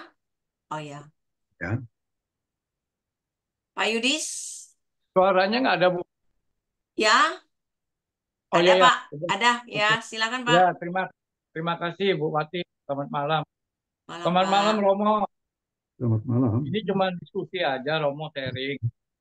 Hmm. Dari penjelasan Romo tadi tentang materi dari Injil Yohanes, saya memaknai seperti ini, Romo. Artinya Injil Yohanes itu kan bagi orang yang sudah memiliki dasar iman, ya Romo, melalui dari 3 sinoptik. Nah, dalam Injil Yohanes itu tadi yang dipaparkan oleh Romo itu saya mendapatkan satu makna bahwa Paus Yohanes Paus kedua dalam surat apostoliknya yang mengatakan dakin altum itu, yang tadi Romo katakan juga di dalam Injil Markus ada dakin altum. Dakin altum adalah bertolaklah lebih jauh. Jadi mengajak kita para orang atau para umat yang telah memiliki iman untuk lebih dalam lagi. Dakin altum artinya kan bertolaklah lebih jauh, melihat lebih dalam wajah Kristus itu, menemukan secara pribadi. Nah, di dalam ajakan Paus Yohanes Paus kedua kan mengatakan biarkanlah kita seperti perahu tanpa mesin, tanpa layar yang menemukan wajah Kristus dalam kehidupan kita sehingga kita sebagai umat dapat hidup bermisi dalam wajah Kristus kepada dunia. Begitu itu yang saya tangkap dari makna yang dijelaskan oleh Romo. Apakah saya bisa dibantu untuk memberi penjelasan lagi, Romo, dari tadi diskusi saya? Ya. Pertama-tama saya mengalami satu kesulitan dengan salah satu cara sound dari Anda, tempat Anda tidak masuk dengan baik ke sini. Sehingga Oke, ulangi. saya tidak bisa coba secara singkat apa yang menjadi pertanyaan secara singkat. Jika Mungkin pertanyaan saya begini, Romo. Melalui Injil Yohanes, saya menangkap atau menyimak atau mendapat makna dari penjelasan Romo bahwa Injil Yohanes itu memang harus dilihat secara mendalam dan menemukan wajah Kristus itu lebih jauh, lebih mendalam. Karena Injil Yohanes kan dia melihatnya dari atas ke bawah seperti burung rajawan. Nah, apakah itu bukan pertanyaannya pengukuhan? Kalau Romo mau memberi makna lebih luas, lebih dalam lagi, apakah demikian Romo? Begitu, Romo. Terima kasih. Saya kira di dalam Injil Yohanes memang wajah Kristus penting, tapi dalam perspektif lebih jauh. Ya, karena wajah Kristus adalah wajah Allah. Ya, yang Kristus mau ungkapkan baik dengan pekerjaannya, dengan perbuatannya adalah memperlihatkan siapakah Bapa. Ya. Jadi kita tidak boleh berhenti pada wajah Kristus, tetapi justru wajah Kristus adalah membantu kita untuk mengenal Allah sesungguhnya, ya, yang tidak bisa kita kenal langsung, ya, tetapi secara tidak langsung dalam penampilan Yesus, ajaran Yesus, ya, siapa yang melihat aku melihat Bapa. Ya, dia karena itu juga dia disebut firman, ya, firman dia adalah komunikasi diri Allah kepada kita, ya, sehingga wajahnya ya ditampilkan sebagai, kalau mau pakai kiasan wajah, ya sebagai itu wajah Bapa. Ya. Siapa yang mendengar dia mendengar Bapa. Siapa yang melihat dia, siapa yang mengenal dia, dia mengenal Bapa. Ya, siapa yang menangkap kasihnya, ya, eh, ya melihat sebenarnya kasih apa. Begitu Allah mengasihi dunia. Ya, terus itu yang saya mau tambah ya pada apa yang tadi Anda simpulkan. Ya, oke. Ya, Romo, satu lagi Romo. Apakah pada mulanya Injil Yohanes ayat bab pertama itu kan sudah menggambarkan bahwa kehadiran Allah pada mulanya itu dalam kemuliaan Bapa itu pada mulanya itu. Lalu ditutup dengan jalan salib itu apa? Via Dolorosa itu. Seperti itu maknanya, Romo.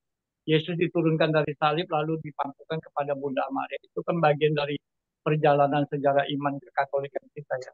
Betul nggak betul? Via Dolorosa. ya saya belum pernah begitu mengaitkan itu ya. Eh, ya dia sejak awal ada bersama Allah ya, dan dia melalui salib, Ya, ditinggikan di salib, ya ya, dimuliakan di salib, ya, dia kembali ya kepada kemuliaannya bersama dengan ya, Allah. ya, Romo. Saya tidak, kalau saya tadi tangkap, tidak melihat bahwa di dalam hal itu Maria memainkan peranan sangat besar. Ya. Kalau Ya, peran Maria di salib itu lebih berkaitan dengan, saya kira, gereja. Ya, di situ dengan mempercayakan bundanya kepada Yohanes, dan Yohanes ya, sebagai anak kepada Bunda Maria. Di situ ya, dibentuk keluarga gereja.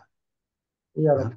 Tapi saya kira tidak, bagi Yohanes ya, Maria tidak langsung terlibat di dalam proses Ya, Allah memuliakan putranya, ya, dan putra memuliakan Bapa. Ya, ya. ya. Bagaimana Oke. Pak Yudis? Ya, oke. Terima Cukup kasih ya? Romo atas waktunya, Bu Wati. Terima kasih Romo. Ya, Selamat malam. Sama-sama. makasih Pak Yudhistira. Tadi saya ada Sama-sama. melihat Pak Geis, raise hand.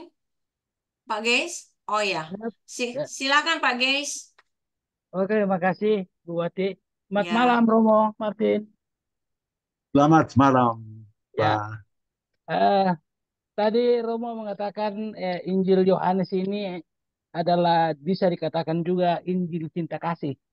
Ya, ya, Ya. Kemudian eh, Romo juga mengatakan bahwa sebenarnya kasih itu berawal dari Allah, kan ya, begitu. ya, Makanya dia sebagai sumber dan ilham. ya, Ya, ya. ya, Nah, kalau kita bandingkan dengan tiga Injil sinoptik, ya, Lukas, Markus, dan Matius, di sana kan soal kasih ini lebih cenderung sebagai perintah. Kasihilah Tuhan Allahmu, bla bla bla. ya, Kemudian kasihilah semua manusia seperti dirimu sendiri. ya, ya. Ini kan jadinya eh, ada perbedaan begitu. Mhm. Satu sebagai perintah dari Injil Sinoptik 3 itu, kemudian Yohanes ini bahwa itu kasih itu dari awalnya itu dari Allah sendiri. Karena di Injil Yohanes ini eh, ending daripada kasih ini soal keselamatan kan. Ya, ya, Kan begitu. Ah, ya, bagaimana kita menjembatani kedua ini sehingga kita jangan terkesan bahwa ada perbedaan ya, antara Injil Yohanes dengan tiga Injil sinoptik itu. ya, Bisa kita ya, dikasih pencerahan soal itu, Romo. ya, ya. Kalau kita melihat di Injil Sinoptik ya, perintah untuk mengasihi Allah dan sesama, sebenarnya itu juga tidak berawal atau mulai dari perintah itu. Ya, dikatakan lebih dahulu, eh, Tuhan adalah Allah kita, ya Allah yang esa. Kemudian dikatakan kasihilah Allahmu. Ya. Jadi kita diingatkan lebih dahulu akan eh, ya titik tolak segala-galanya adalah Allah sendiri. Ya, meskipun itu tidak dikaitkan dengan bahasa kasih, ya, tetapi sama seperti dalam 10 perintah dikatakan, ya, dia membawa engkau keluar dari Mesir. Ya, di situ kasih Allah merupakan titik tolak. Lalu itu dijawab, ya, dengan tidak ada Allah lain di hadapanku selain aku, ya, dan semua perintah lain. Jadi saya kira tidak ada tulisan di dalam Alkitab yang tidak bertolak dari Allah sendiri, ya, entah dari karya Allah, rahmat Allah, kasih Allah, itu selalu dasarnya. Hanya hal itu dipresentasikan dengan cara yang berbeda. Ya, dalam Injil lain tidak akan dikatakan secara eksplisit Allah adalah kasih. Ya, tetapi tetap, ya, Allah ya memberi, ya, Yesus kepada kita, ya, dan Yesus juga memperkenalkan Allah, tapi tidak seeksplisit diungkapkan seperti di dalam Injil Yohanes, ya. Terus itu lebih soal presentasi daripada suatu pertentangan. Ya, ya, begitulah. Gimana Pak Guys? Belum puas. Ya, Pak Guys? ini tadi yang Ya, ya, ini itu kata kuncinya sebenarnya tolak dari Allah sendiri. Itu yang akan mempertemukan sinoptik dengan Injil Yohanes dalam hal kasih. Kayak gitu. hmm. Jadi mulanya itu memang dari pada mula itu Allah semua sebenarnya. Ya, dari yang Ya, ada beberapa kata yang dikaitkan dengan kasih itu dalam beberapa tulisan dalam kitab Ya, bersama di Perjanjian Baru. ya. Saya pikir i- cukup, Romo, biar yang Oke, lain bisa baik. berbagi. baik. Makasih. Ya, Makasih, Romo. baik. Sama-sama. Terima kasih Pak Guys. Ya, Romo, kita kembali ke pertanyaan yang ada di room chat ya, Romo ya. Ya, ya, Dari Pak Martin Luke, sebenarnya dia mau bertanya secara langsung, tapi dia berada di sebuah kafe yang berisik. Jadi dia menyampaikan pertanyaan seperti ini, Romo. Apakah ada perbedaan antara murid yang dikasihi Yesus dengan murid yang mengasihi Yesus? Seperti tadi yang ada Romo sampaikan di bagian terakhir dari materinya Romo kayaknya. ya. Ya, bila Yohanes adalah murid yang dikasihi oleh Yesus, maka Simon Petrus adalah murid yang mengasihi Yesus. Nah, apakah ada perbedaannya ini, Romo? Ya, Eh, Mungkin pertama-tama kita harus mengatakan tidak, ya, karena semua murid mengalami kasih Yesus. Petrus mengalaminya, Yohanes mengalaminya, semua. Ya, titik tolaknya perjumpaan dengan Yesus, ya, sang mempelai atau apapun dia disebut, itu satu anugerah bagi mereka. Karena di situ mereka mengalami suatu kasih. Tapi dalam gambarannya, eh, responsnya terhadap kasih itu eh, digambarkan berbeda-beda pada setiap murid. Ya. Dan tadi saya melihat Petrus, ya, sangat dikembangkan sebagai di dalam Injil Yohanes sebagai tokoh yang tanpa memakai kata mengasihi, tapi dari reaksinya, dari apa yang dia lakukan, menunjukkan, ya, bahwa dia menjawab kasih Yesus. Ya. Tapi pada prinsipnya semua seperti Yesus katakan, ya, aku mengasihi engkau, aku mengasihi kamu, dan itu berlaku bagi semua. Lalu tinggallah di dalam kasihku.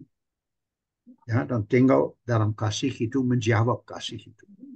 Ya, entah dengan, ya, langsung mengasihi Yesus, tapi lebih lagi dengan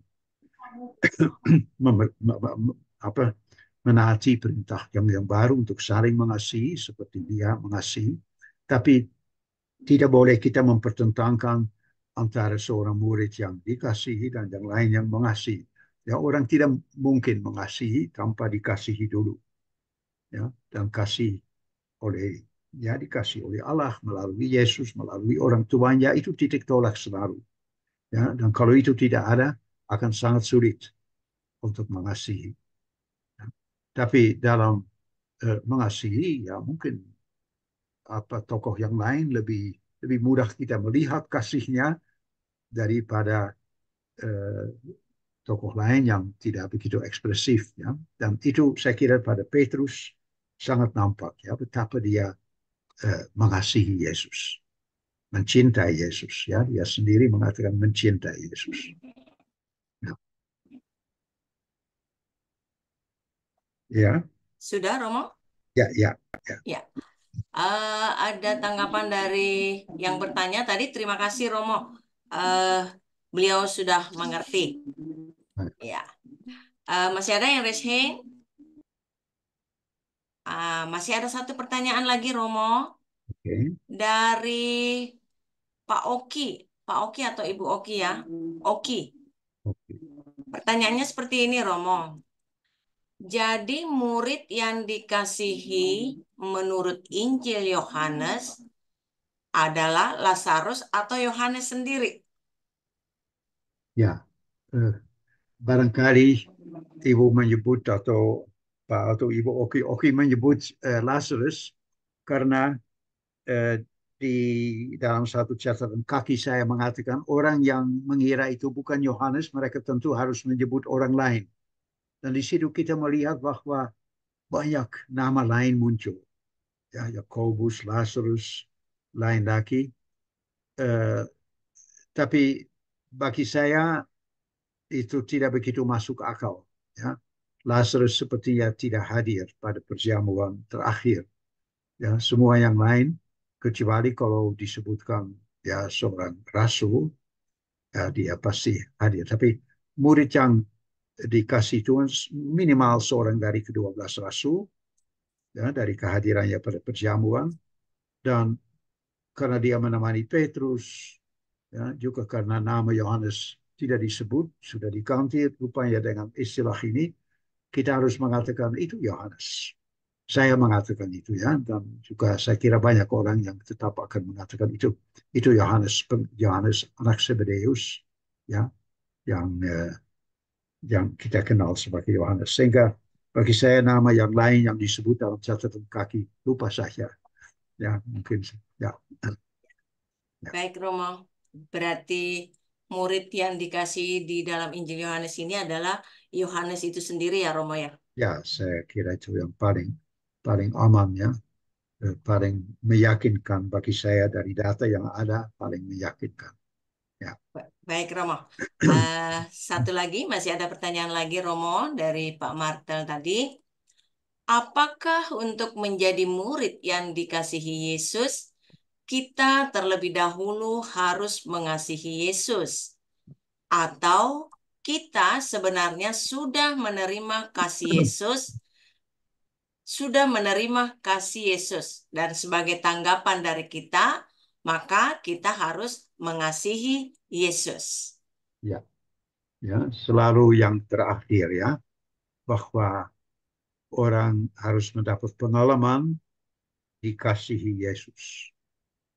Ya, ya, bukan kamu yang memilih aku atau mengasihi aku, kata salah satu surat, tapi aku yang mengasihi kamu. Itu titik tolaknya. Orang yang tidak punya pengalaman seperti itu, saya kira akan sulit, ya, sulit untuk mengasihi Yesus. Orang yang pertama-tama tidak mengenal Yesus dan tidak mengalaminya, ya, tidak akan bisa menjawabnya. Ya. Jadi jelas di dalam Injil selalu titik tolaknya suatu pengalaman, suatu perjumpaan, ya, dengan Allah di dalam diri Yesus yang ya di mana kita menerima kasihnya, ya, kita menerima belas kasihnya, ya, kita menerima perhatiannya, ya, dan itu yang akan kita jawab. Ya. Ya, Romo, artinya dari penjelasan Romo bahwa kita harus mendapat pengalaman dulu ya, Romo ya, dikasihi Ya. Tuhan, Ya. baru Ya. kita bisa Ya. mengasihi juga Tuhan. Ya. Iya. Baik Romo, masih ada lagi pertanyaan Romo dari room chat ini Romo yang lebih banyak ini. Dari Pak Gregorius. Kenapa Romo kisah perempuan Samaria di Yohanes 4 hanya ada di Injil Yohanes saja? Ya, ya, ya, itu barangkali terjadi karena mungkin jemaat Yohanes, ya, selain barangkali juga mungkin jemaat Lukas, tapi khususnya jemaat Yohanes mengadakan misi di wilayah Samaria, ya, dan dari situ mereka ya sangat berminat ya akan Yesus yang singgah di Samaria. Mungkin untuk Injil lain, Injil Markus yang berada di jemaatnya di Roma, ya mereka mungkin malah tidak tahu persis di mana Samaria terletaknya, sehingga tidak begitu memperhatikannya. Jadi itu salah satu contoh di mana kehidupan jemaat dan apa yang dilakukan jemaat menjadi penting untuk apa yang dipilih dan apa yang tidak dipilih. Ya, kisah ini sangat aktual bagi suatu jemaat yang eh, yang membuka diri untuk orang Samaria. Ya. Dan itu tampaknya dilakukan khususnya oleh jemaat Yohanes dan jemaat Lukas. Ya, Lukas juga eh, memberi tempat besar kepada orang Samaria. Ya. Sedangkan Injil Matius, Injil Markus, ya tidak banyak menyebut mereka dan karena barangkali tidak ada pengalaman misi dan wilayah itu.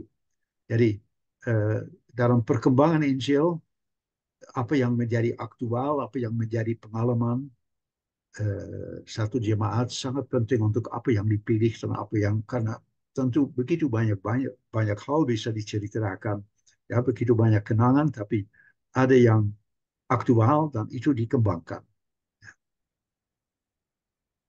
Ya. Sudah Romo? Ya, Ya, baik. Ada satu yang resen, Bapak Vincentius Agung. Ya, ya. Bapak Vincentius Terima, Agung, silakan Bu. Silakan Pak. terima kasih Ibu. Selamat malam Romo. Selamat malam, Eh, Spesius. ini Romo, saya ingin bertanya, apakah kalau kita lihat di Yohanes 1, itu kan ada kata kekal. Kata kekal ini kata abadi atau logos ya. Apakah kata kekal ini dipinjam dari filsafat Yunani, Romo? Pada Kata, masa itu kan sebelum filsuf Yunani Plato itu kan menulis tentang kata abadi atau logos sebelum Injil Yohanes ada, dan juga Heraklitus dari Efesus terkait dengan kata kekal atau logos. saya tidak bisa langsung menjawab ya, tapi saya kira dalam bahasa Ibrani ya jelas juga ada faham kekalan ya, keabadian ya, sehingga berdasarkan kata itu tidak per se bisa mengatakan bahwa itu suatu pengaruh Yunani ya, apalagi juga tidak bisa mengatakan apakah itu berkaitan dengan filsafat Plato ya, karena keabadian adalah sesuatu ya bahwa ya keabadian Allah, karya Allah dari abad ke abad, ya keabadian itu sebenarnya lebih luas ya juga di luar dunia Yunani, sehingga saya tidak berani untuk menarik kesimpulan seperti itu. Ya, ya, Ya, terima kasih Romo. Terima kasih Baik. Ibu. Ya, terima kasih Pak. Ya, eh untuk sesi tanya jawab saya kira cukup ya. ya, Hmm, saya rasa juga ya. sudah capek ya Romo ya. Ya, Baik Romo, terima kasih. Bapak Ibu yang terkasih, kita akhiri sesi tanya jawab kita pada malam hari ini. Dan terima kasih Romo sudah bersama-sama dengan kami dalam pertemuan ke-7 dari kursus Alkitab ini. Terima kasih sudah memberikan materi. Terima kasih juga atas semua pencerahan-pencerahan yang sudah diberikan kepada kami melalui sesi tanya jawab. Dan kepada Bapak Ibu, para Romo, para frater, para suster, kami juga menyampaikan terima kasih atas kesetiaannya dalam mengikuti kursus Alkitab Nasional melalui komunitas MBA Keuskupan Agung Makassar. Baik, selanjutnya saya mengundang Romo Aidan. Romo Aidan ada? Ya, ada. Ya, silakan Romo. Ya, terima kasih Bu Wati. Romo Martin, banyak terima kasih ke kami sudah dibantu untuk belajar tentang ini kitab Injil Yohanes. Dari 4 Injil Yohanes memang ini cukup berat untuk dibaca Romo dibanding sinoptik. Tapi Romo tadi menjelaskan dengan baik, memetakan tentang 2 bagian besar, kitab tanda-tanda dan kitab kemuliaan.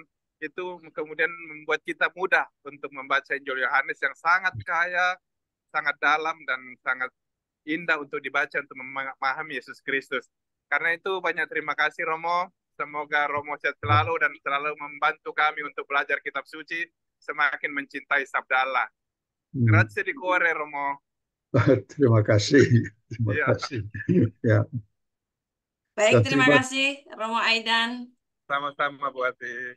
Selanjutnya saya mengundang Pak Yunus Pondi, Ketua MBA Keuskupan Agung Makassar, untuk memberikan sepatah kata sekaligus menyerahkan sertifikat kepada Romo Martin. Silakan Pak. Masih dapat sertifikat. Selamat malam, Pastor Martin. Ya. Ya, untuk perjumpaan kesekian kalinya di dalam kursus Alkitab Nasional yang diadakan komunitas Mari Baca Alkitab Keuskupan Agung Makassar. Ya, saya berharap Romo Martin selalu membantu kami. Ya, saya ucapkan banyak sekali.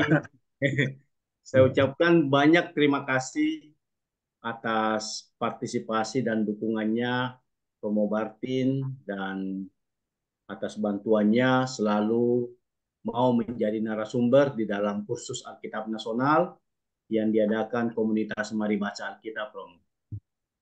Ya, kegerakan kami memang khusus mengajak umat untuk membaca Alkitab.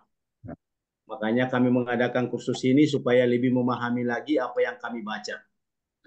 Walaupun mungkin cuma kulit-kulitnya Romo, tapi cukup membantu buat kami yang mau ikut di dalam kursus ini. Dan mendorong untuk membaca lagi. Ya, betul Romo. Harus dibaca berulang. Harus dibaca berulang-ulang. Ya. Sudah ada yang sudah 7 kali khatam di sini Romo, 7 kali tamat. Hebat. Ya. Tapi jarang yang nyantol karena sulit mungkin. Ya, baik.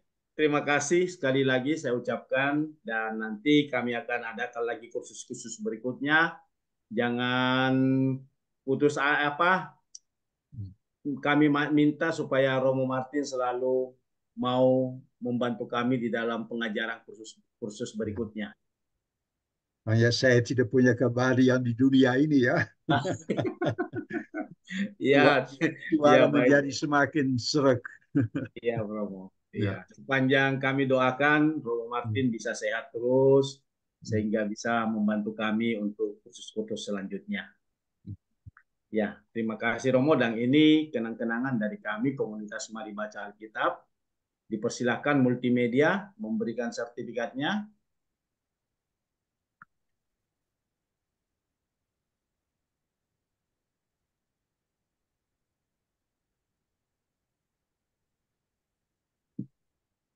Aha. Itu dia.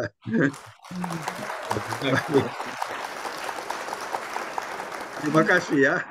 Ya, sama-sama Romo. Terima kasih banyak. Saya kembalikan. Itu dia. Baik, terima kasih. Fotonya bagus ya Romo. Ya, forward ya supaya saya bisa print. Ya. Baik, terima kasih Pak Yunus. Terima kasih Romo.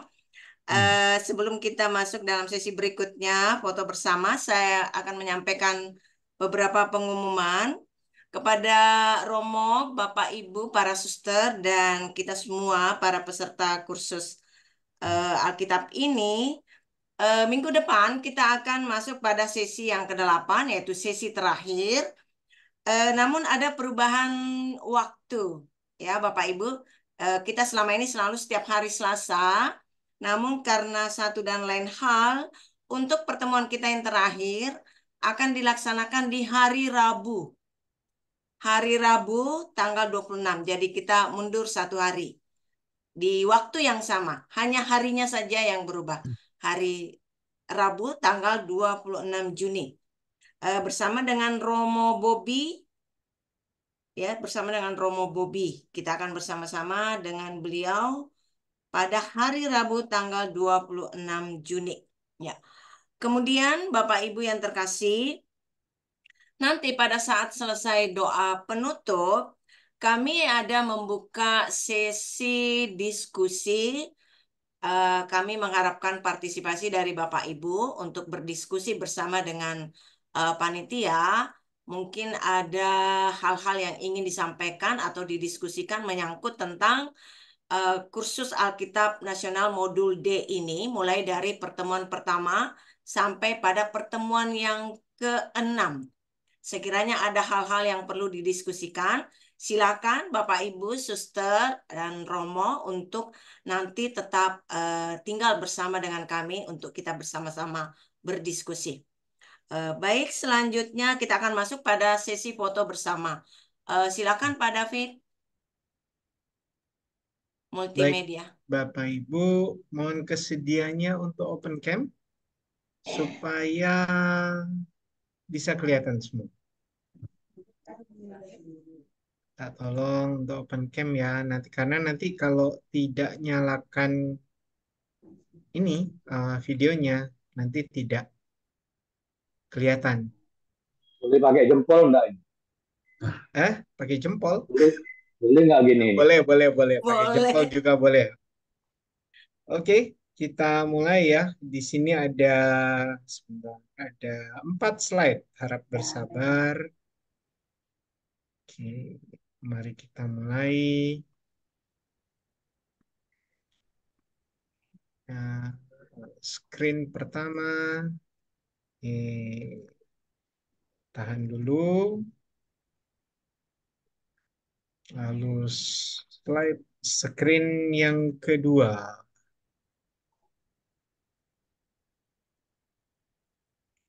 Screen yang kedua. Oke, senyum ya Bapak Ibu. Screen yang ketiga. Nah, sekarang screen yang terakhir. Baik, terima kasih Bapak Ibu. Terima kasih Pak David. Saya kembalikan ke Bu Wati. Silakan. Baik, terima kasih. Romo, Bapak Ibu yang terkasih, para suster, kita akan masuk pada doa penutup. Mohon kesediaan dari Frater Aprianus Maximus Berenahak, HHK, dari Frateran Palopo, Keuskupan Agung Makassar. Frater, ada? Ya, selamat malam, Bu. Ya, baik. Silakan Frater memimpin kita dalam doa penutup dan nanti mohon berkat dari Romo. Romo mana? Romo Martin. Oke. Nanti mendapat berkat harum seperti ada dalam kitab suci. Oke. Ya, silakan Frater. Ya, baik. Para Romo, para suster, frater, dan Bapak Ibu, dan saudara-saudara yang terkasih, mari kita siapkan hati untuk berdoa penutup. Marilah kita berdoa dalam nama Bapa dan Putra dan Roh Kudus. Amin. Allah Bapa yang Maha Pengasih dan Penyayang, tak henti-hentinya kami mengucap syukur kepadamu karena cinta kasih-Mu yang telah mengumpulkan kami semua dalam pertemuan kursus Alkitab Nasional Modul D yang dibawakan oleh Romo Martin Harun OFM dengan tema mengenal murid yang dikasih Yesus dalam Injil Yohanes. Dengan tema ini membantu kami untuk lebih memahami sabdamu khususnya dalam Injil Yohanes. Semoga apa yang telah kami dengar, apa yang telah kami pahami, bisa membantu kami untuk lebih mengenal sebagian sabdamu. Dan kami bawa ke dalam karya perutusan kami, dalam kehidupan kami bersama siapa saja yang kami jumpai, boleh kami bagikan bagi sesama. Karena itu Bapa yang Maha Kasih, semoga sabdamu ini sangat membantu kami terus-menerus dalam setiap langkah hidup kami. Karena kasih-Mu lah yang mengalir dalam kehidupan kami dan membantu kami untuk melesaikan semuanya ini tanpa kekurangan apapun. Bapa yang Maha Kasih dan Maha Penyayang, kami percaya bahwa Engkau senantiasa membimbing dan melindungi kami dalam setiap langkah hidup kami. Semua ini kami serahkan kepadamu lewat pengantaran Yesus Kristus, Tuhan kami. Amin. Mohon berkat. Ya. Tuhan memberkati dan melindungi kalian. Amin. Tuhan menyinari kalian dengan wajah-Nya dan memberi kalian kasih karunia. Amin. Tuhan selalu memandang kalian dan memberi kalian damai sejahtera. Dalam nama Bapa dan Putra dan Roh Kudus. Amin. Terima kasih Romo Ya, sudah sama-sama. memberkati kami. Terima kasih Frater. Terima Ya. kasih Romo. Dengan demikian, Romo, Bapak Ibu yang terkasih, selesai sudah pertemuan kita pada malam hari ini. Terima kasih atas perhatian kita semuanya. Mohon maaf jika ada hal-hal yang kurang berkenan. Terima kasih. Selamat malam. Salam. Selamat malam. Selamat malam. Pada kita yang mau ikut diskusi, silakan tetap kasih Bu tinggal ya. Wati. Bagi Bapak Ibu Selamat yang mau malam, diskusi. Romo. Terima kasih Permisi. Pak Lukas. Pak Terima kasih, Yudhistira Romo. barangkali mau tinggal.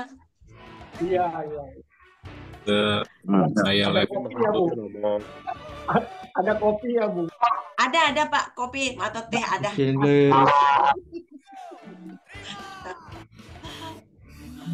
Izin pamit Bu Wati. Selamat malam. Loh, nggak tinggal untuk diskusi Pak Kar.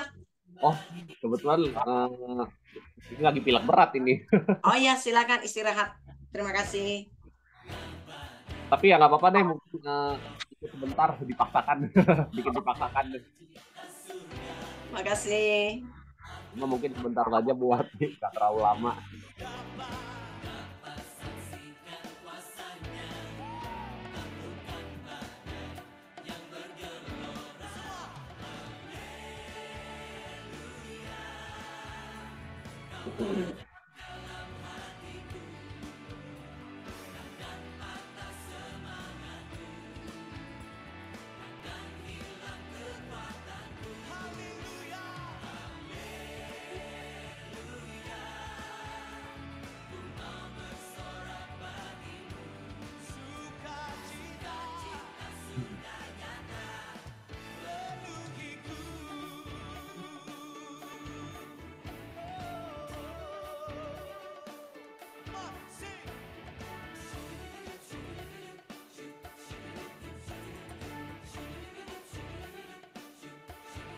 Atau Bu Wati mungkin saya tukar posisi dulu ya Bu ya. Ini kan saya di posisi di laptop, jadi saya mungkin WhatsApp aja ya Bu ya. Oke, silakan. Oke, terima kasih Bu. Iya, terima kasih. Yang enaknya saja.